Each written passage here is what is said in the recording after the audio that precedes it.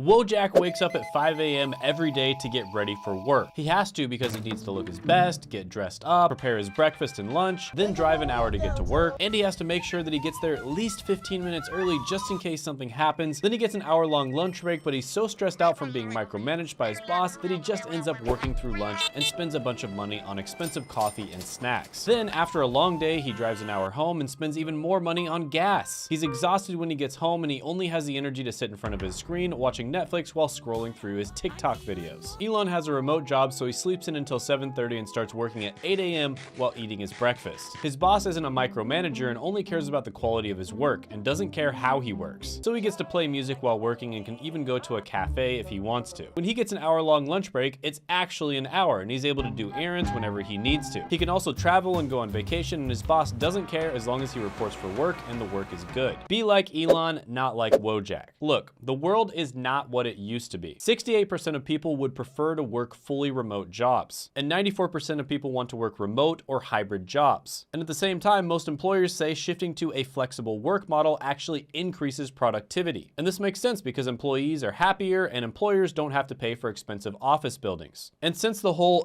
cough cough situation, getting a remote job has never been easier. And the first one on the list is going to be great for you if you're a member of the grammar police and you like pointing out other people's spelling mistakes. And that is going to be a healthcare documentation specialist. And this one is great for you if you want to work in the healthcare industry without ever having to see a patient. And healthcare documentation specialists are responsible for maintaining accurate and complete medical records and ensuring proper patient care and communication between medical providers. And they're kind of like the librarians of the medical world, organizing and maintaining vital information for the benefit of all. And they make about $52,000 a year. So some of the skills that you need to have for this are going to be attention to detail, strong communication skills, and a thorough understanding of medical terminology and documentation standards. Some of the pros of this one include the opportunity to work in the healthcare industry without direct patient care, while the cons include the need for constant attention to detail and focus. So as a healthcare documentation specialist, remember, your work may go unnoticed, but without you, doctors would be scribbling on walls with crayons, and patients would be receiving treatments for the wrong ailments. This one gets a 7 out of 10 opportunity score. Next one on the list is going to be great for you if you want to develop your communication skills, set your own schedule, and earn commission for your hard work. And all of this without having to do a sales job where you talk to people on the phone. And that is going to be appointment setter. So in the sales industry, you have these two positions. One of them is the setter and the other one is the closer. And a lot of the time, setters are going to be the people who are answering DMs, answering emails, and figuring out if inbound leads are going to be a good fit for whatever product you're selling. And in some cases, they'll also be doing prospecting. And then they'll be setting appointments for the closer who actually gets on the phone and sells the person the product. Now, this one, according to Glassdoor, you make about $45,000 a year. But if you're in the right industry, I can almost guarantee you can make a lot more than this. I know appointment setters that make over 6 figures per year. And a lot of the time, they're spending most of their days chatting with people in DMs and over email. So the pros of this one include flexibility, the potential for high commissions, and the opportunity to learn about sales. The cons of this one are going to include rejection and the repetitive nature of the job. So that is appointment setting. It may not be glamorous, but somebody's got to do it. Plus, it's a great way to hone your rejection coping skills when you inevitably get ghosted over and over again on Tinder. This one gets a 9 out of 10 opportunity score. The next one on the list is going to be great for you if you love numbers, organization, and making sure that everything adds up. And that's going to be a bookkeeper. Now, bookkeeping may not sound sexy, but it's the backbone of just about every business out there. Without it, companies are like penguins trying to fly. Cute, but doomed to fail. And bookkeeping involves recording financial transactions and keeping track of a company's financial records. And you might be thinking to yourself, Shane, isn't that what an accountant does? And don't you need to get an accounting degree and get certified in order to become a bookkeeper? No, absolutely not. You do not need to be an accountant to become a bookkeeper. You likely will be working with accountants if you become one, but you do not need to be an accountant, and you definitely do not need to be a CPA or certified. Now, bookkeepers make about $42,000 a year. Now, some of the pros include the stability and reliability of the job, the ability to work remotely, and opportunities for growth. Some of the cons include potential for repetitive tasks and the need for strong attention to detail. So if you're a fan of numbers, spreadsheets, and keeping things in order, then bookkeeping might be a perfect career for you. Just remember to always carry a calculator provider and a healthy dose of patience. This one gets a 9 out of 10 opportunity score. The next one on the list is going to be great for you if you want to help business owners that are drowning in tasks. And that is going to be becoming a virtual assistant. And virtual assistants are kind of like superheroes that provide administrative support remotely, saving you time, energy, and the occasional existential crisis. And executive virtual assistants make about $56,000 a year. So some of the pros of this one include flexibility, variety, and the ability to work from anywhere. And that's actually something that a lot of gigabrains are doing right now, where they're getting a job from the US and then they are working abroad in countries where you can live like a king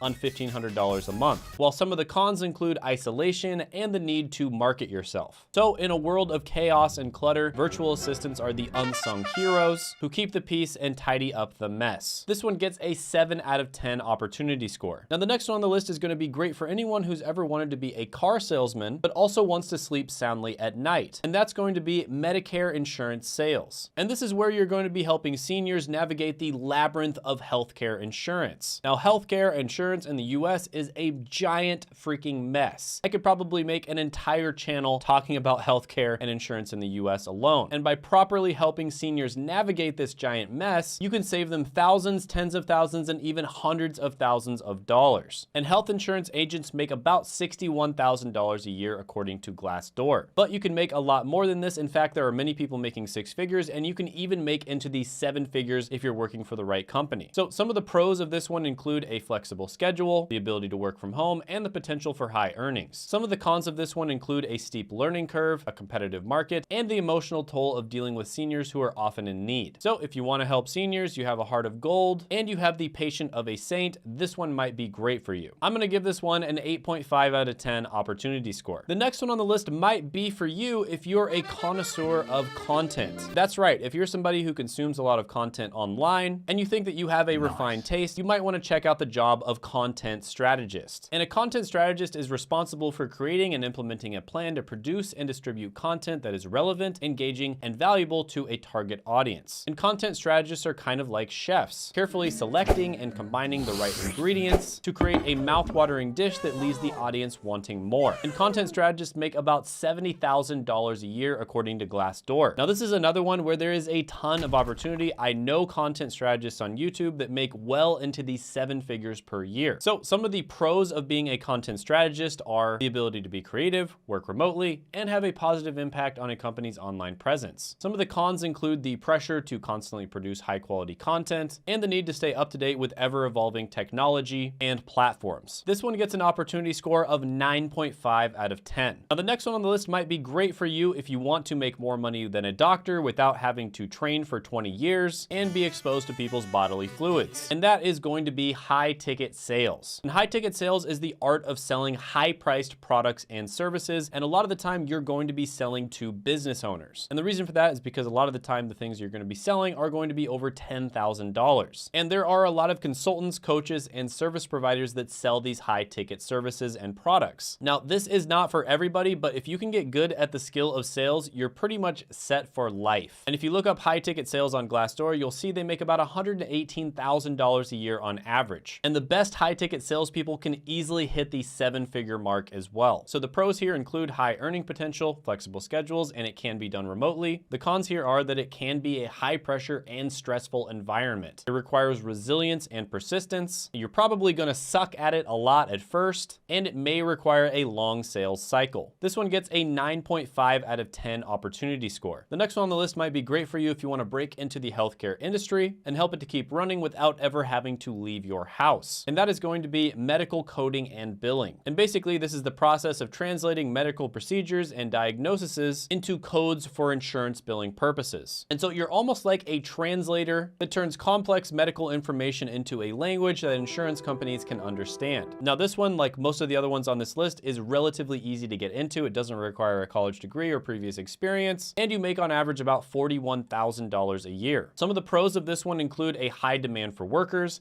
the ability to work remotely, and competitive pay. Some of the cons may include repetitive work and a lot of time sitting at a desk. This one gets an 8 out of 10 opportunity score. By the way, one of my videos that got the best feedback is the 13 remote jobs that do not require any experience, and you can check that out by clicking right here.